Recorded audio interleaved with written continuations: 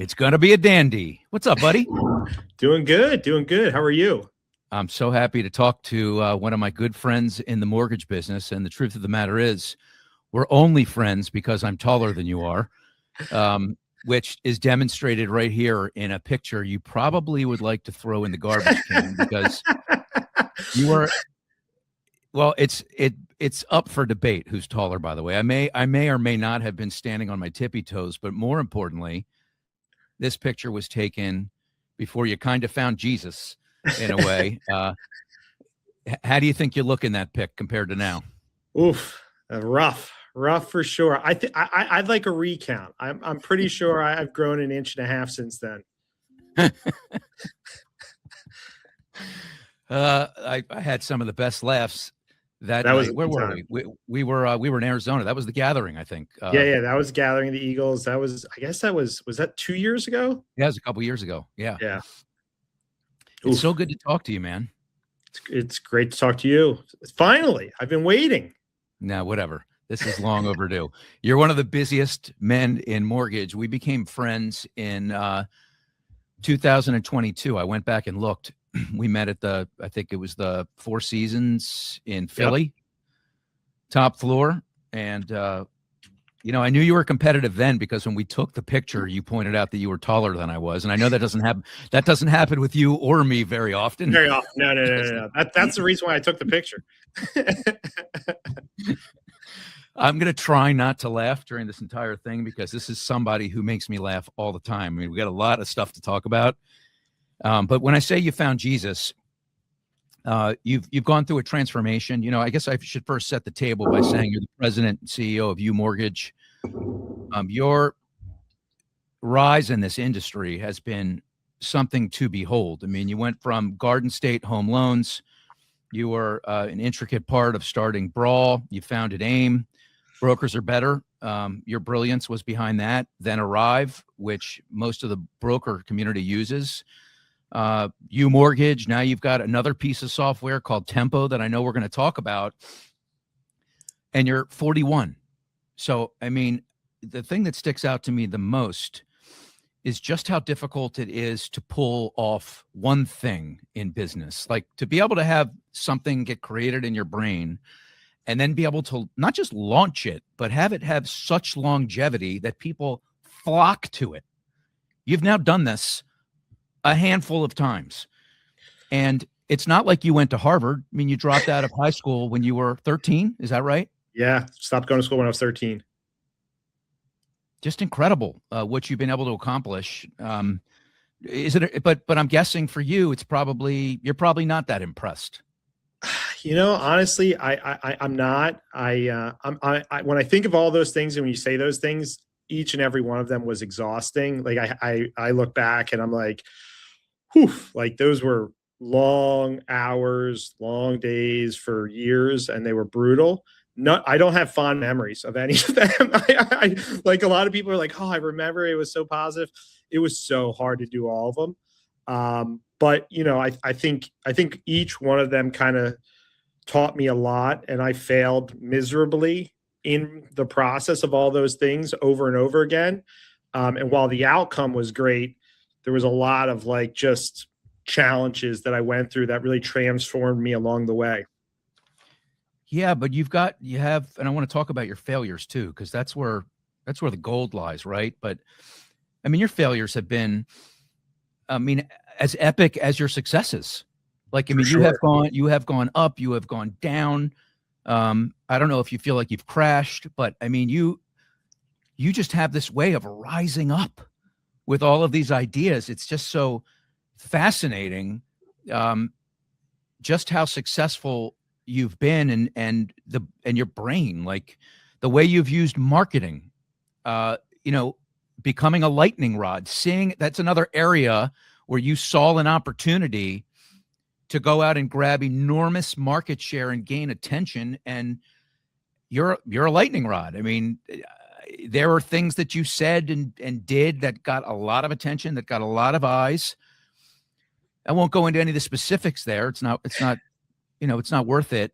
But when you did that, when you were on social media every day, when people were flocking to you, when you knew that half the people looking at your stuff couldn't stand you and the other half, were celebrating you, was that intentional? I think looking back, yes, it was. But at the time, I was so locked in, and like whenever I'm like in that building phase of any business, whether it's Garden State, AIM, Brawl, whatever the situation is, I'm like delusionally locked in to the point where like I look back now and I'm like, I'm embarrassed about a lot of the things that I did at the time because I'm more mature and I've had an opportunity to learn and get different people's perspectives. And at that time, I was pretty closed-minded to anything other than brokers are better. And because of that, I said a lot of things. I did a lot of things. I was definitely a bully in my approach. But I was just so like, I don't apologize for it because it was who I was at that time. But it was definitely, it was an error of me that I don't want to go back to for sure. But would you be where you are today if it had not been for running those plays, even though you're embarrassed? I don't think so. I think I had to go through all of the things that, like, I wouldn't take back anything I've done. I had to go through all those things to eventually, be humbled and to look back and be able to have the perspective that I have now. So no, I wouldn't change anything and I wouldn't be where I'm at if it wasn't for those things. Brokers Are Better is just so fascinating. I almost pulled, who Clara Peller is? Where's the Beef? You're too young, but my era, like 55 years old, there was this old woman who used to say, "Where's the beef?" That was the Wendy's slogan forever. And it was one of those things like you remembered forever. And I almost wore a Brokers Are Better t-shirt today just to bust your stones. Nah, you know what? I mean, hats off, man. I mean, what an unbelievable rallying cry. I mean, what you were able to do with an entire industry, like we're talking about trillions in originations. Yeah. And you were able to say, brokers are better, and to start a movement. And again, you've started multiple movements, but the brokers are better thing. Like I have been outspoken that it's divisive, and that was the intent, wasn't it? I mean, wasn't the intent to go to great lengths to make a statement and hold firm? I think at that time, the broker community was so fragmented. I think today people don't even realize that 10 years ago, the brokers, nobody talked. Like I had the number one brokerage in the country in 2014, 2015. And I never talked to another broker at all. Like it was unbelievable. Like nobody talked to anybody. So I think there was a red meat galvanization approach to rallying the troops and getting them, together. I think that's one of the things you have to do to get a large fragmented group of people to kind of like get their attention and to focus. And it worked. It was really, really effective. I mean, if you look at market share data pre and post that timeline, the top 10 wholesale lenders before, 2017 versus the top 10 lenders after 2017, it's a drastically different group of people. Even to this day, I get advertisements from PennyMac and Loan Depot and all these different wholesale lenders that are, using, hey, customer for life. That was the big Brawl movement, was, hey, getting your customers to come back to you. You're doing loans with these wholesale lenders that are turning it over to their direct to consumer divisions and repurposing them for themselves. Now that's no longer a thing in the wholesale channel. Like it's an entire business philosophy that was developed because of Brawl. Well, timing is everything, right? And it can be timing for the better. It can be timing for the worse. And I think we juxtapose the wholesale movement with the rate compression. And historically, when margins have gotten squeezed and it's harder to make money, people tend to flee historically over to the wholesale channel, and that's happened, right? Yeah. The big question is now, will the pendulum swing back if we ever get to an environment where rate compression isn't a thing anymore? And I say, because I try and be as fair and balanced as I can be, that it's never going to go all the way back. That the gap that Matt Ishbia has closed It used to be you could say you don't want to go broker, you don't control anything. You can't, Yeah. hey man, you're going to have your loans in a million different ways. Nobody gives a shit about you, blah, blah, blah. The technology blows. Your loans are going to take forever. You're going to want to, quit the business. Well, Yeah. that's not the case anymore. Like now the channel is so smooth. I know you agree with that. So I want to ask you if you agree with that. The question is, can we all get along? Like, do you like, can we, my feeling is the more the merrier. We can all exist, lenders, brokers, retail, wholesale. That to me, the consumer is why we're in this business. So if the consumer is getting more options, it's really up to them in the end. What is your value proposition? Doesn't always come down to the best rate or all those things. You said, oh yeah. So unpack that for us. Yeah, I think those days are done. I think it's a very different world than 2017. Like 2017, broker market share was at 8.9%. Today, I mean, depending upon who you get the data from, it's somewhere between 25 and 30%. We're no longer a fledgling, upstart trying to get attention, trying to butt heads, and trying to create, that narrative. Market share data has massively changed. Like, I mean, they're now a relevant piece of the market in a substantial way. I think it's already getting along. I think there's a lot of, lenders that, just look at the number of wholesale lenders that have increased over the last 5 years. I mean, there's so many lenders that have retail divisions that have opened up a wholesale division in the last 5 years. So I think we're already getting along. I think that narrative has already kind of shifted. Yeah, I agree with that. Arrive. So, I mean, it's funny. People look at you as a mortgage brain, as a mortgage guy, but you're every bit of a tech guy too. That's what I think. Is that right? Is that fair to say? I think so. I mean, honestly, I've had 3 major endeavors that were all tech driven, and Garden State Home Loans was, I mean, to this day, I think is one of the most impressive businesses that was ever built. We had less than 50 people doing 1.5 billion. 50 people doing 1.5 billion in volume per year. And this is back in, 2015, 2016, when the average loan amount was 30% lower than it is today. And we were doing that because we built proprietary technology internally that allowed us to scale really efficiently. But Arrive is, listen, I mean, I'm the most biased person on this in the world. I think Arrive is the best technology in the mortgage industry. There's 33,000 broker LOs that are on that platform today.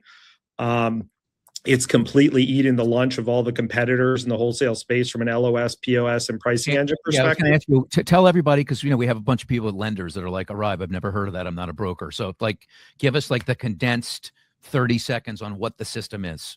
Yeah, so the system is an all-in-one solution. It's a point of sale. So it's in the retail world, a lot of people use Blend. So it has a point of sale for the consumer. It has the Optimal Blue pricing engine, but it's an Arrive pricing engine. And then it has a fully robust LOS. And where it's going is it's connecting with the lenders in the wholesale channel. So the biggest issue that has always been there in the wholesale channel is the fragmented nature of having to work out of all these different lender portals. Arrive is normalizing one user experience that's allowing brokers to operate in a marketplace. So they don't have to go into lender portals. They can just operate out of their LOS and select which lender they want to work with and operate independently. So it's removing almost all the friction that has been in the wholesale channel for 50 plus years. Yeah. And you sitting around one day, like, hey, this is like when you go into something like that, do you look at the problem and go, I need to drive a solution? Like, how does the whole thing unfold to get you to the point of action?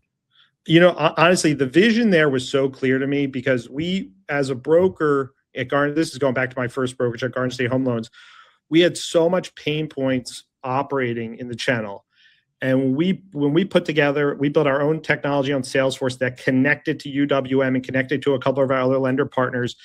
It massively created efficiency and scalability. So once I saw that, I was like, man, if this allows us to scale from boutique broker shop to 1.5 billion, what if there was a real platform that actually connected all the lenders with the loan officers? And to me, I just started to do research on different industries that have marketplaces, the insurance industry, different countries that have marketplaces. And I think, it to a degree, I think way later down the line, you see ICE bought Ellie Mae, and their goal is to create a marketplace, an exchange. And that's really what they're looking to do. And I think ultimately that's what we did with Arrive. So we talked about timing, right? And for the wholesale channel, COVID, like post-COVID, when things got really tough, grooved like it really did. For UMortgage, another brainchild of yours, you're still plugging away there, putting up some phenomenal numbers. You started in 2020. So that was an interesting time, right? I mean, you're making great solid contact and having these huge dreams, and then all of a sudden, boom, the bottom falls out. Rates are at 8.5%. What was that like then, like in that beginning window? And what did you learn about leadership and running a business in an environment that you had never seen before? It's very challenging. I think my admiration, respect for guys that have built big mortgage platforms, whether it's cross country or Fairway or Movement or NFM. My respect went through the roof because it's so hard. It's, you're dealing with so many personalities. The recruiting environment is extremely challenging. So, you're dealing with not only the narrative that you're trying to execute on internally, but then the counter narrative that the industry or your competitors are trying to, influence. So it's very, very challenging. And I think it was an incredible learning experience. It definitely taught me a lot of valuable lessons of what I need to be doing and how I need to be operating to be a good CEO. And I think that was a really important transformation. As I went from somebody that was kind of like visionary leader to really understanding how to be an operator. How much volume are you doing at UMortgage? We're doing about $250 million a month. So, $2.5 billion annual run rate. And I'm sure that's nowhere near where you want to be. No, I mean, we should be much, much bigger. We've had to learn about retention in this business model because this is the first time I'm running really a kind of a distributed type of sales force. And I think the number one thing in this model is LO retention. If you don't retain LOs, you don't grow your business. So it's been a great learning lesson. It's been very hard, but it's also got us super, super focused on the things that matter most. Mm-hmm. Well, what matters most to you, I know these days, is family, right? Recently engaged. Is that right? Recently engaged. Yep, absolutely. Your son, Tony, is now working for you. Yep. Tony's he's coming up on probably about 9 months in the business. 21 years old. 21 years old. He's learning the hard lessons. It's this business is not easy, especially for a new loan officer, but he's learning, how hard it is, and he's going through the work, and he's working 7 days a week. He's doing the open houses. So I'm proud of him. He's still got a long ways to go, but he's making progress and getting better every day. They say that great players make terrible coaches. We talk about like athletics and things like that. And you, Anthony, have a very high standard. You just do. I mean, I know you're not still working 20 hours a week. Like you've been clean now of alcohol for over a year, which we're going to get into that. And it's been transformational for you. I mean, you look amazing. Best I've ever seen you look. Appreciate it. So I know that you're balancing, but that doesn't change your expectations of people. Here we have your son now that has to, feel the wrath of you. Like, yeah. I think that a good thing would be just to ask him himself kind of what it's like. And this is a surprise. This is a surprise. To work for dad, because I know you're proud of your kid, right? He's now in the game, but he's got to deal with, a Hall of Famer. And I know that's a very challenging dynamic. Tony, what's it like to work for dad? It's great. Can you hear me? Yeah, we can hear you. Yeah, it's awesome. There's definitely a lot of pressure, but recently we've been doing like at the end of the day, I'll kind of send him a report of all what I've done, and he'll give me constructive criticism on what I can improve on, what I can do better, and yeah, it's a lot of pressure, but I think he understands the situation of the industry. That's everything that's going on right now. So yeah. How intense is your dad when he's not in the office, which is like 5 hours a day, or has historically been? Is he just as intense outside as he is inside the office? I think recently he's mellowed out. I think he's mellowed out. Yeah. I think when it's not drinking probably helps. Yeah. I mean, the person that was Tony's dad for the first 17, 18 years of his life was very, very different than the person I've been the last couple of years. Mm-hmm.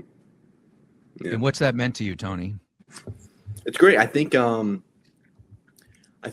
honestly, what I've seen is like people just in the company that I've talked to, when I ask them like, hey, like, do you like working for the company? Just between me and you, they say that like a couple of years ago, it was a bit different, especially, before the change he's made in his life. And since then, they've actually really been, what's the word? Optimistic about the future of the company. And they really, they look forward to seeing what we do because of, the change that he's made. But in terms of like personally, as his son, I'm sure you're really proud to be his son and stuff. But the comment he just made, that the guy that you grew up with the first 17 years is different than the guy you see now. That's like, what do you have to say about that? Like the guy then versus the guy now, and how that's showing up in your life. I mean, it's good when the guy who is not only your dad but your boss kind of has his stuff together, and it's just better. I don't really have anything to say other than that. It's good. Yeah. So Anthony, what kind of advice are you giving Tony as far as the business, and what advice would you give in general new people? Because we have a problem in our industry. We're way too old in terms of the origination space. What do you tell a youngster like Tony? I mean, I'm really direct with him. I want him to be successful, and I tell him very directly when he's wasting time. And I tell him like, hey, he sends me a report at the end of every day. It's something I do with all of our leaders here that they send to me weekly. But it's like, what did you get done for the day? And it identifies the appointments he went on, the sales calls he made, and it tells me if he got leads or pre-approvals for the day. And I'm really direct with him. I tell him, hey, you're wasting your time with that person. He had a meeting with a top real estate agent producer in the local market. I said, that person's never going to send you business, Tony. You're brand new to LO. Don't waste your time with them. They're happy to spin your wheels, but they're not going to send you business. So I'm really direct with him. I think the most important thing is like, you got to do open houses and you have to, make your sales calls. And I think one of the problems that happens is like, you just fail so many times before you get an opportunity that's easy to be like, well, that activity doesn't work for me. So I really push him to keep doing the activities. Either he'll get better or, he'll get business. Yeah. Tony, any last words for Pops? I think you're in the same building right now, so you'll probably see we are. Yeah. No, I just, keep doing what, keep doing what you're doing. Let me ask you a question here. Not that it's a eulogy or anything. He's a very young, healthy man. But like, what's your fondest memory of your dad growing up? I'll just hang out, me.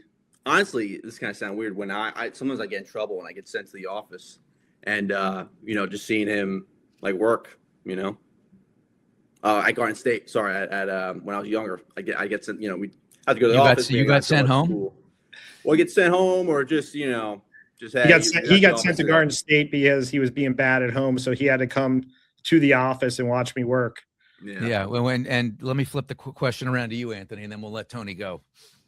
Like, what are some of the fondest memories of watching him grow up? My fondest memories of him growing up is, Tony had started communicating really late. He didn't start communicating until he was like 4 or 5. And, watching him go through that process of learning how to communicate really late in his life, all things considered. And then just, he's dealt with a lot of challenges. He's experienced a lot of, ups and downs, and he's been incredibly resilient and pushed through. So I'm just really proud of that. At the time, I didn't realize how important that would be to him today, but I think it's going to be vital for his success in this business and in life. You want to hear something scary, Anthony? In getting to know Tony, when I reached out to him, I told him he could call me anytime for advice. Well, it's funny because I actually told him, because he's like, I need to get on LinkedIn, right? And I'm like, well, I can help you on LinkedIn. I'm pretty good at it. I'm thinking to myself, I'm nothing compared to your dad. You could go to him. But then I did say to him that kids don't listen to their dads, and he agrees. Yes, 100%. So I am in. Tony, you got a friend for life. Mhm. Friend of your dad's is a friend of yours. So I'm hoping my phone rings one day, and anything I can ever do for you, I will. It will. Okay? I appreciate it, Greg. All right, brother. Take it easy. Thank you. All right. What a Well, there you go. surprise. Yeah, that's a nice surprise. Family's everything, brother, right? Absolutely. 100%. Yeah. So this non-drinking thing, like how much of an impact has that made on you? How much has that changed you? Massively. It wasn't just drinking. It was drinking and Adderall. I mean, I'd been on Adderall since I was in my early 20s. And I think they're kind of codependent upon one another. At least they were for me. And, I had felt like I was not able to lead this business effectively. And it wasn't that I was a raging alcoholic. It was everything. It was like drinking, disrupt my sleep, and, taking Adderall, kept keeping me up. Like I was running on fumes for years, and I needed to make changes. And I'm 41. I'm not, in my 20s anymore. I can't work 20 hours a day. So alcohol was the first thing to go. Adderall was the second thing to go. And then, after that, when you don't drink, all of a sudden you have a lot of time on your hands. So, I really start to focus on my health, and I think it's made me better as a, leader and a friend and a person, and, changed me for sure. Well, I feel like in watching you, because I'm a big follower of yours. I've seen a content shift. I feel like that you feel like you have gifts to give to people. I'm seeing a lot more motivational stuff, like showing up with lessons learned, and here's how to tackle this, and here's what this did for me. Is that a conscious pivot that you've made? Am I seeing that right, or is it all just jumbled as part of the brand? I think it's a conscious shift. I mean, like for me, I think I'm definitely in a phase of my life, and as a business person, I've been doing this, for 23 freaking years, man. It's I mean, not as long as maybe you or some others, but it's still a long time. So, I think being able to share what's worked for me and what works for me, it's valuable. And, I think it's great for the brand because it attracts, the right people to the brand. But I also think it's just valuable information to share. Yeah. I'm going to pull up a picture here real quick. And I want you to tell me who this is and what kind of impact they made on your career. Who is this guy? So Mike Shad is he's the man. Mike Shad was he was vice president of a mortgage company in South Jersey. He is the reason why I got into the mortgage business. So depending upon who you are, you might either want to kick his ass or you might want to say great job. But he's an incredible guy. He was my first mentor in the business. And, he's former first round draft pick in the NFL draft. I think he got drafted to the LA Rams in the 80s. And he was first Canadian ever drafted in the NFL draft. So just a great dude. And by the way, an incredible loan officer and person to learn from. Yeah, I have to say that when you told me, actually, you didn't tell me. I was listening to another interview as I was preparing for this. And I heard you say that former first-round draft pick some 20 years ago taught you everything you know about mortgage, or at least got you started. I thought, man, like that's incredible. This is a first-round draft pick of your home team, like sitting, showing you how to get mortgages. Awesome. So I started looking around for this guy. Like, where is he? Is he still in the business? And you are not going to believe this, but as I start looking for him and I put in Mike Shad, loan officer, lo and behold, it turns out that he works at NFM. Shaddy, he does. Shaddy, what's happening? And here he is. Andy, good to see you doing well, man. Good to see you doing well. Yeah. Oh man, great to see you, Shaddy. Good man. Former, You're 41 former now. first Wow, we're all round getting old. draft Yeah. pick in the NFL. Mike, what was Anthony like to mentor back then? He was a hard worker, man. He would sit under his desk, it was an open set form in the sales place that we had, and there was a lot of voices going on in the background. He was underneath the desk, one ear plugged, and trying to do business all the time.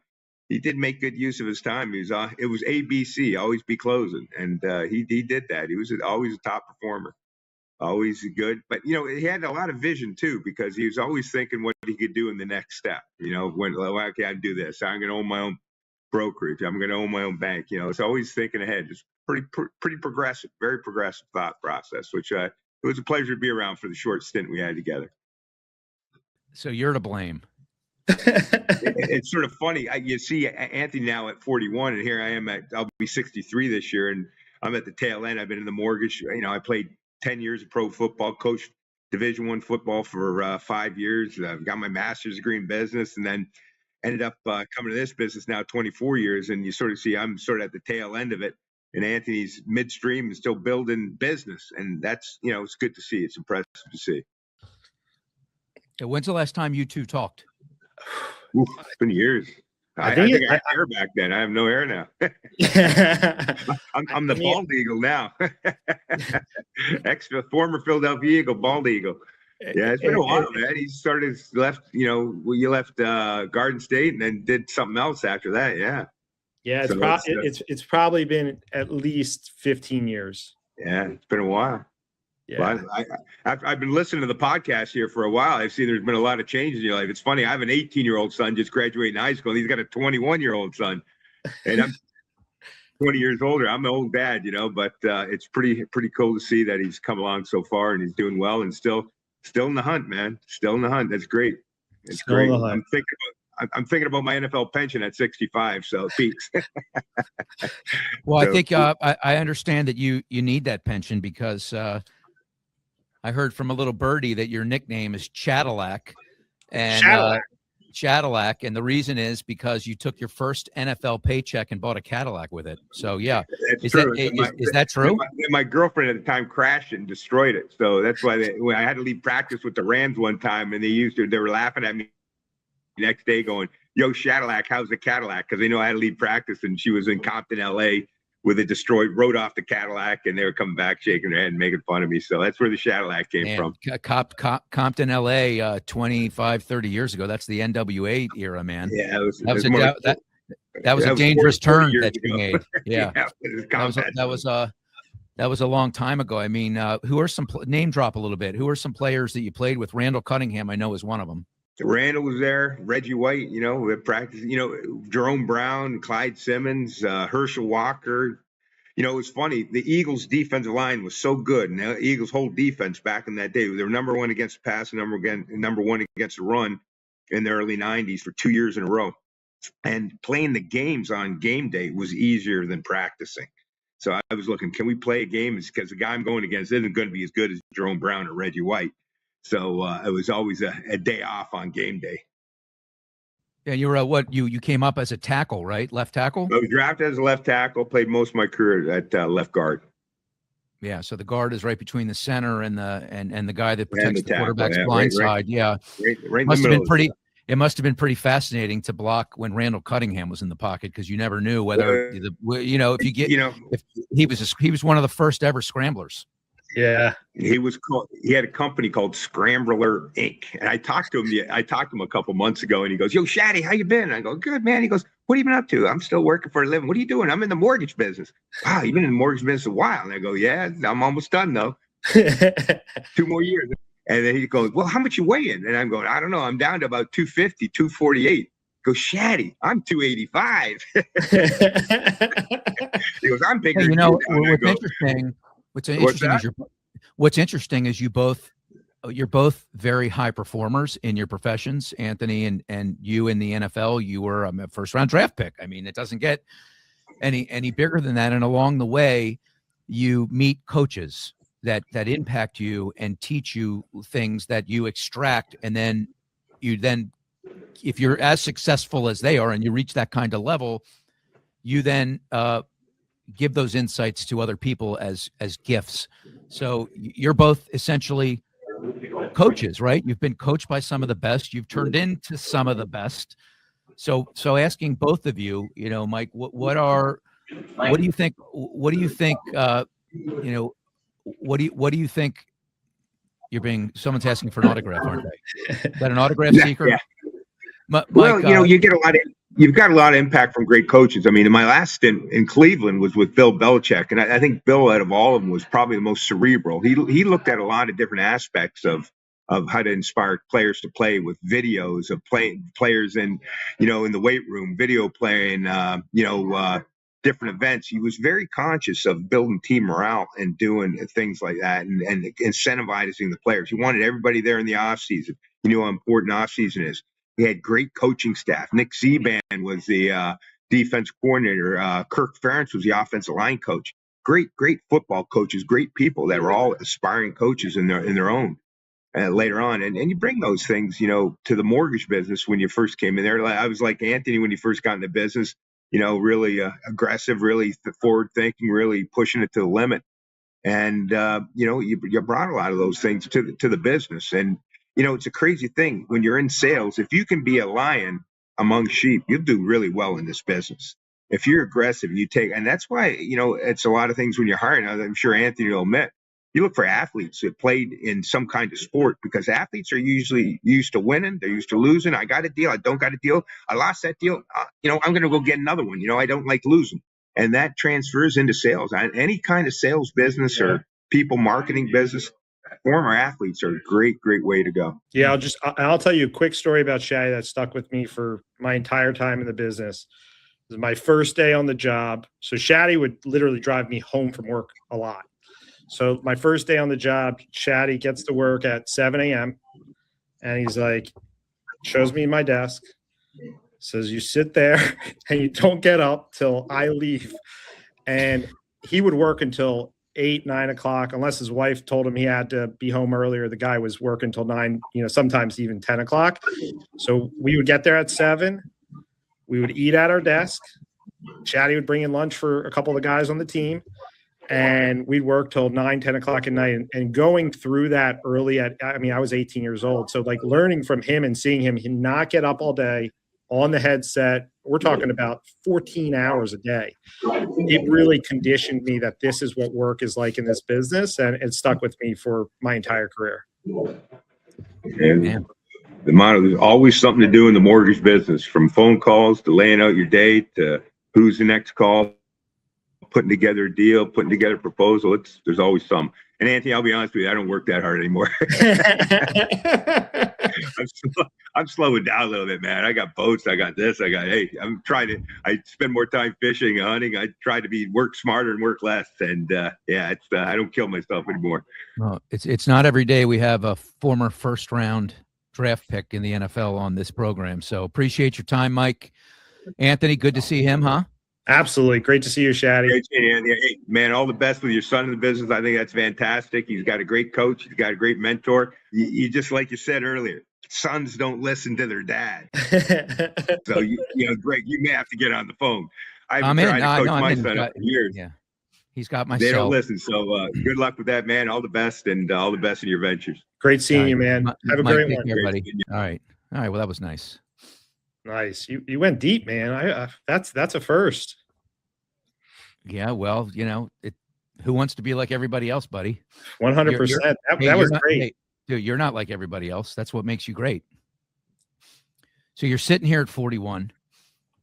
You've built some of the most substantial things in mortgage over the last 10, 15 years. Like, this business is changing, right? There's a lot of stuff going on. Like, two questions. How do you think about your longevity in this business? And how much do you think how much are you expecting the business to change? You're a tech guy and you're a mortgage guy. So I think you're like the most qualified person to ask, because you're both in the trenches and you've got this brain that thinks about technology, and you have proven to be multiple steps ahead of most. Yeah, I mean, everything is going to change in the next 10 years. There's just no doubt about that. But I think the mortgage industry stands to change astronomically over this period of time. I think as from an AI perspective, I think our industry is like literally the perfect target for AI. For me, I mean, I try to focus on the things that are not going to change, and the things that I look at that are not going to change are going to be sales and client relationship. I think that's one that's not going to change. So a lot of the technology that we're developing here and the systems that we're developing here are all about creating really great efficiency and synergy for the loan officer with the client. I think number two, I think, client experience. So that's the second piece. I think loan fulfillment is going to change, but I think client experience is still going to be a massively important thing. And I think brand and marketing. I think that those, you still have to acquire and stay in front of your customers, whether that's, social media, email marketing, text marketing, whatever it is. I think those three things aren't going to change. So I think the things that are going to change are everything behind the underneath the hood. I think underwriting, I think appraisal, I think title, I think a lot of those things stand to change in a pretty capital markets all stand to change in a pretty significant way. But that should all lower the cost to produce.